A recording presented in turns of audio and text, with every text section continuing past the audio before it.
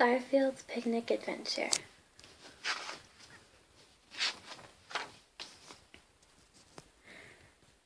I smell food, thought Garfield as he woke up from the sound sleep. He jumped up and ran to the kitchen as fast as his fat little legs could carry him. Odie was already there, so was John, who said, "It's a beautiful day, so I'm packing a picnic lunch we can enjoy in the great outdoors." "Oh no," Garfield said to himself. "That means waiting an hour in a hot car before I get to dig into the picnic goodies." Oops.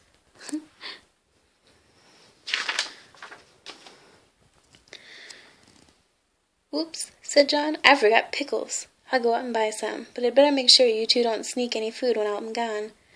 John tied the picnic basket shut with a string. "That ought to keep Garfield out," he said. "Whoop-de-doo," thought Garfield. "That itty-bitty string won't stop me. With some guidance from me, Odie will chew right through it." John tied a rope to Odie's collar and attached the other end to a doorknob. "We can't have you helping Garfield, can we?"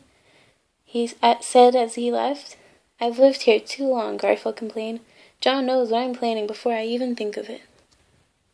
Garfield crept over to Odie and whispered in his ear, "Do you know what's in the basket, Odie, old pal? Hot dogs, potato salad, pretzels."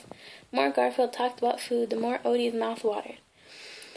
Soon he began to chew, imagining the taste of picnic goodies. Garfield quickly stuck the rope between Odie's teeth, and a few loud chomps. Odie bit through it. "You're free!" Garfield cried happily, and the two pets raced toward the picnic basket.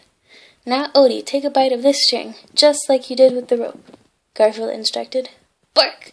Odie said, and he chewed the string until it broke. The picnic basket was open. In an instant, Garfield was gobbling down food. "This is the life," he said. "Bark!" said Odie, his mouth watering. "Oh yeah, here's something for your help." He tossed Odie a half-eaten hot dog. "Bark!" said Odie, happy to get whatever he could. It wasn't long before John returned. He was surprised to find Odie greeting him at the door. "Hey, wait a minute," John asked as he walked into the kitchen. "I left you tied up." Just then, John noticed the closed picnic basket and the broken string. "Did I see that basket move?" John asked Odie. "Bark, bark," Odie answered. John flung open the basket lid only to find a stuffed Garfield smiling inside. "Hello, John," he said. "What's for dessert?" "Garfield," John yelled. "You spoiled the picnic for everyone. That food was supposed to be for me and Odie, too." "Bark!" John grabbed the basket as Garfield jumped to the floor. "I'm still determined to go on our picnic. I'll pack a new lunch, but there will be no food for cats like you, Garfield. You can watch us eat." "Oh no," moaned Garfield. "There's nothing I hate more than watching others eat when I can't."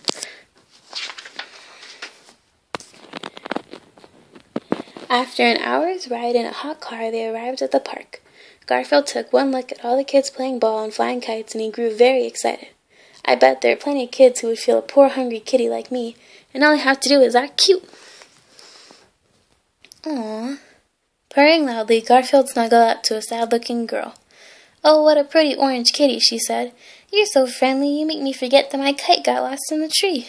My name is Jessie. Would you like to share my lunch?" "It worked," thought Garfield joyfully. Garfield was about to bite into her sandwich when John pulled him away. "I'm sorry," John said. "This fat cat is being punished. Why don't you join me, Odie, and Garfield in a game of catch before eating?" "Get serious," thought Garfield. "If you think I'm going to run after a stupid ball on an empty stomach, you've got another thing coming." Then Garfield stalked into the woods by himself. Ooh. Hours passed as Garfield walked deeper and deeper into the woods, feeling sorry for himself. "Uh-oh," he thought as he looked around. "Things are getting mighty dark around here. I think I'm lost." Garfield didn't know which way to go. All around him he saw the glowing eyes of the forest animals. "I love food," he thought, "but I don't want to be food for anyone else." It's scary. For a long time, Garfield ran this way and that way through the woods, becoming more and more frightened. All around him, the eerie eyes glowed in the dark. Suddenly, he came face to face with the biggest pair of eyes of all. "Ah!" screamed Garfield. "Bark!" said a familiar voice. Just then the clouds moved away from a full moon high above, and the forest was not so dark as before. "Odie!" cried Garfield. "Boy, am I ever glad to see you. You came looking for me, didn't you, old pal? Hey, dogs are great hunters. You can lead us out of the dark woods. Let's go, boy." Aw, they're hugging. After what seemed like hours, Garfield looked down at the ground and saw animal tracks. "Wait a minute," he said. "These are our tracks. You've been leading us in circles. I've heard you can't teach an old dog new tricks, but with Odie you can't teach a stupid dog any tricks. We're still lost." Just then, Garfield heard a strange noise. "It sounds like crying," he whispered. "I'm too scared to cry, Odie, and you're too dumb to be scared. There must be someone else in these woods." Quietly, the two crept closer to the sound of crying. As the clouds moved away from the moon, Garfield saw that it was little Jessie. "It's Jessie!" he shouted. "She found us! We're saved!" As Jessie hugged Garfield and Odie, she told them they had bad news.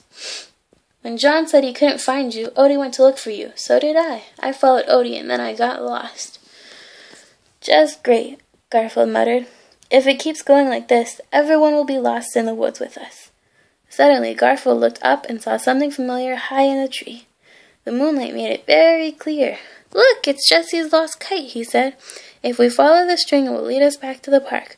"Hooray!" said Jessie. "Bark!" said Odie. "It's a kite."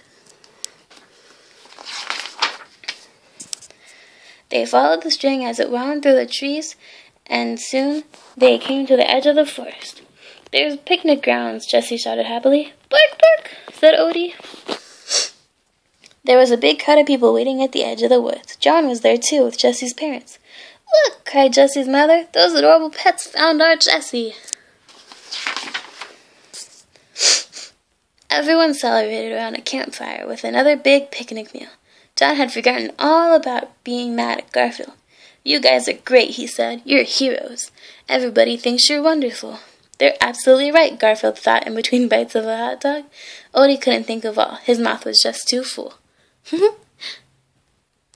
The end. Ta-da!